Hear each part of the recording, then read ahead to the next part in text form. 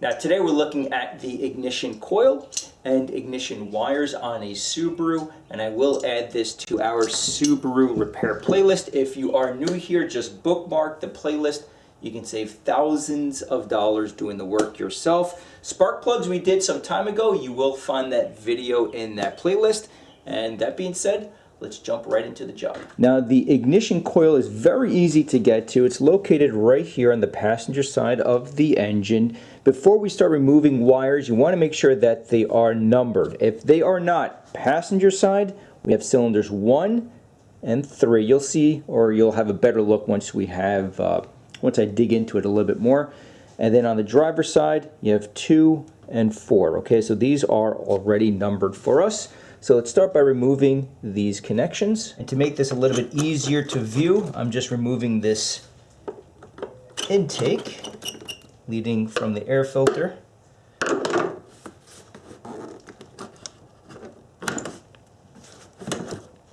And right here, this just slides out like so. Then you have a harness connector, and the tab is right here on top at the 12 o'clock. So at 3, factory, if I just turn this, it's at the 12. Press down, pull out. So we're just cleaning up the area. This is just a vacuum. I can pull this off, place it out of the way.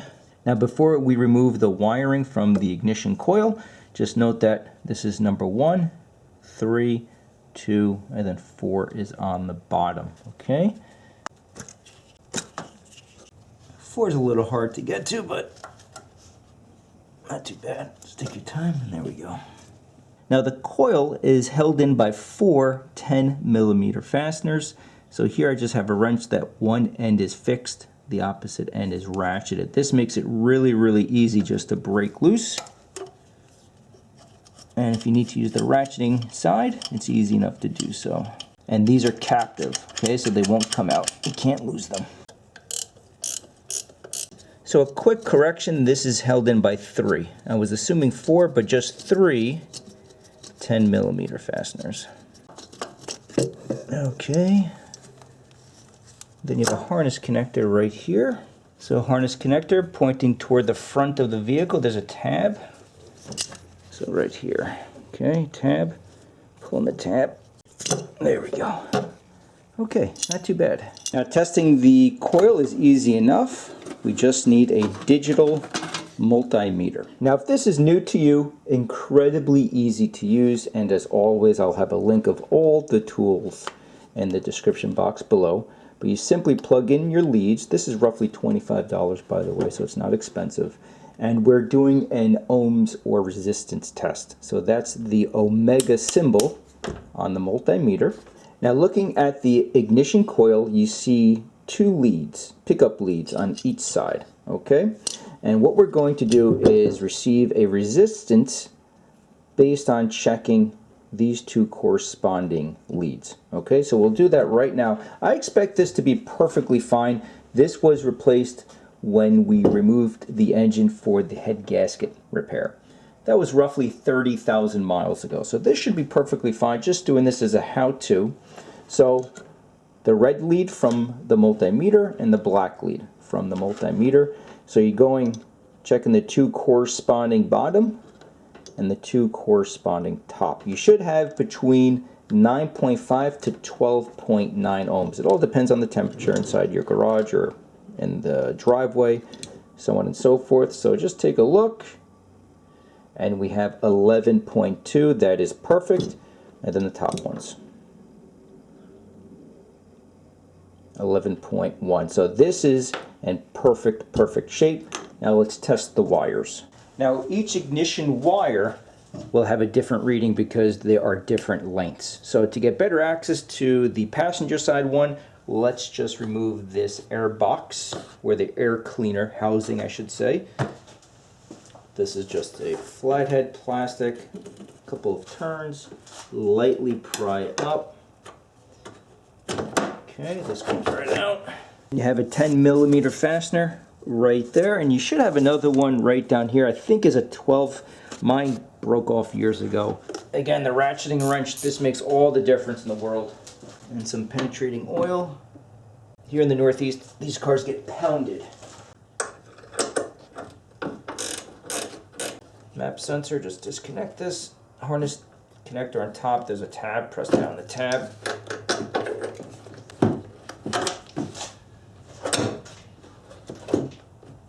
It's fighting with me a little bit, so let's just separate this. Good time to replace the air cleaner. There we go. Okay. And now we have plenty of room to do everything. So just unsnake the first cylinder. This is cylinder 1, so 1 and 3. This comes right out. I gotta get 2 hands on it. Hold on. These can fight you sometimes, but there we go. Okay. Remove this from the vehicle. So once again, with the multimeter still on the ohms setting, so same setting as the ignition coil, and on the wire you have 2 ends, obviously. So one goes into the ignition coil itself and the other end goes to the spark plug. That's it. So all that we're doing, placing one lead, does not matter if it's the red or the black lead, does not make any difference. One lead goes to that end, the other lead goes inside, and we should see between 5 to 12 kilo ohms. So that's for cylinder 1. Okay, every cylinder is different. So make sure you have a good connection. Watch the meter, and we have roughly 5.4 kilo. Let me show you. Okay, so you see the K? So that represents kilo, and this is a good ignition wire. Let's check the other 3.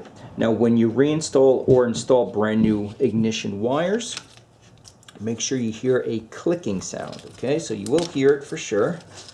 Let me just get this in here, and here we go. There we go. Gives you a click. You know that you're firmly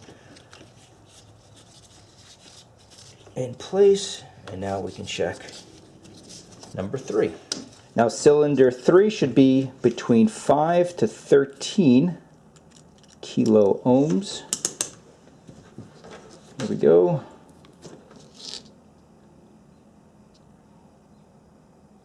5.7, 5.8 kilo, so we're in good shape. Once again, make sure you hear that clicking sound.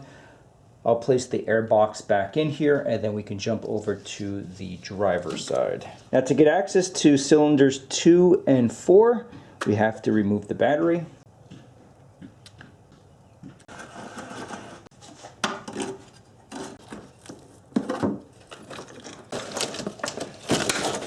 And then just like the other side, remove both number 2 and number 4.